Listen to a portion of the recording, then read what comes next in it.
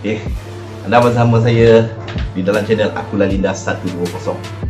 Okay, kita telah terima motosikal daripada tanah besar China, HJ250 2 stroke. Motor ni kita akan buka, kita akan unboxing dan kita akan pasang sehingga motor ni boleh kita gunakan. Anda semua nantikan hingga akhir rancangan. Jangan lupa like and subscribe. Follow me. Bye.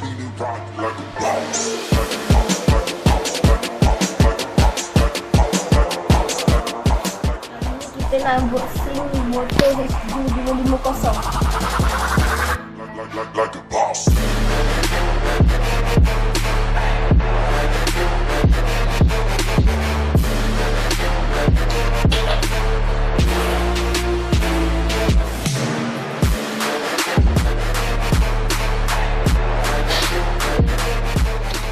Hari ni kita unboxing motosikal HJ250 2 stroke. Jangan lupa like and subscribe. Okay, besi kita dah nak habis buka. Lepas ni kita nak pasang tayar motor pula.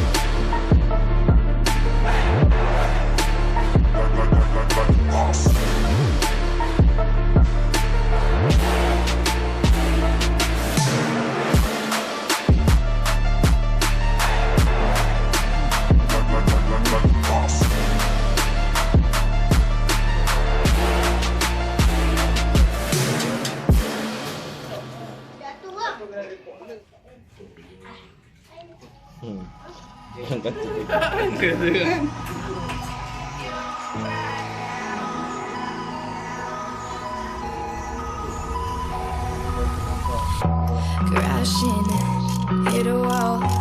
Right now, I need a miracle. Hurry up now, I need a miracle. Stranded, reaching out. I call your name, but you're not around.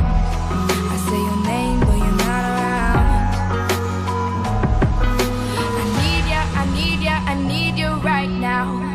Yeah, I need you right now. So don't let me down. I think I'm losing my mind now. It's in my head, darling. I hope that you'll be here when I need you the most. So don't let me down.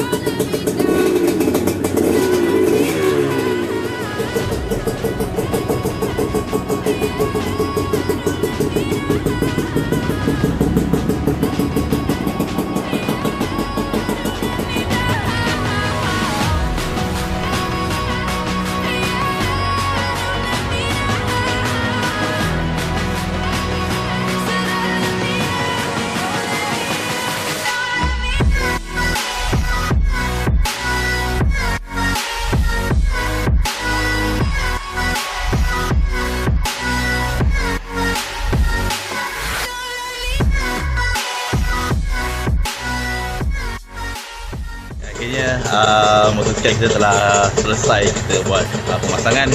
Jadi kita nak test ride.